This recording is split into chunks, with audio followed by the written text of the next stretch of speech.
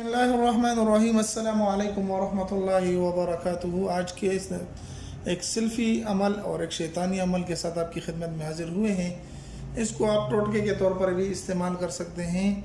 इसको अगर आप इस्तेमाल करना चाहते हैं तो आप ध्यान से देखें, क्योंकि ये नक्श अगर आप बनाएंगे और गलत तरीके से इसको बनाएंगे तो इसका सबसे बड़ा नुकसान ये होगा कि यह अमल आप पर रिजत करेगा और आप पर लौट जाएगा। तो बजाय इसके कि वो आपके दीवाना हो जाए, महबूब आपको चाहने लगे, तो आप तो पहले ही से उसको चाहते हैं। ऐसे ना हो कि और भी आप पागल हो जाएं और उसको चाहने लगें, तो ये आपके लिए बहुत बड़े मसाइल बना सकता है।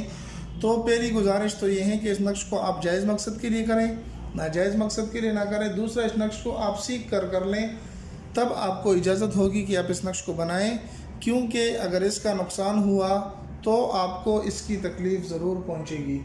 तो शुरू करते हैं। वक्त को ज़ाया किए बग़ैर इस नक्श को कि आपने किस तरीके से लिखना है, किस दिन लिखना है। तो भाई लिखने के कोई दिन नहीं है, आप किसी भी दिन इसको लिख सकते हैं, किसी भी वक्त लिख सकते हैं, लेकिन क्या लिखना है तो ये आपने ज़रूर समझना है। तो काले पेन को ले लेना है। काले पेन चूँकि मेरे पास अभी है नहीं, आपको समझाने के लिए सिर्फ लिख दिया है।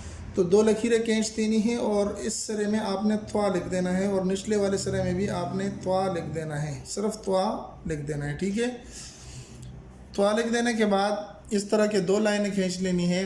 उसके बाद इसके अंदर लिखना क्या है, किस तरतीब से लिखना है, तो वो मैं अभी आपको बताने जा रहा हूँ।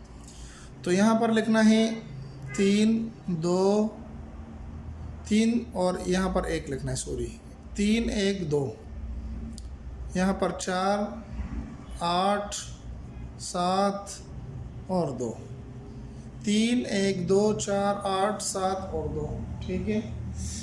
निचले लाइन में भी आपने लिखना है 2, यहाँ पर 9 8 2 4 और यहाँ पर 3 और यहाँ पर 5। ये नक्श आपका इतना लिखने से मुकम्मल हो जाएगा, ठीक है। इतना लिखने से आपका नक्श मुकम्मल हो जाएगा। आप इसको ध्यान से देख लें। पहले ये लिखना है, फिर उसके बाद ये लिखना है। मैं बार बार इसलिए तंबीह कर रहा हूँ कि अगर ये आपने गलत किया तो ये आप पर रिजत करेगा और आप फिर पागलों की तरह फिरेंगे, ठीक है। यहाँ पर आपने सबसे पहले मतलूब का नाम लिखना है।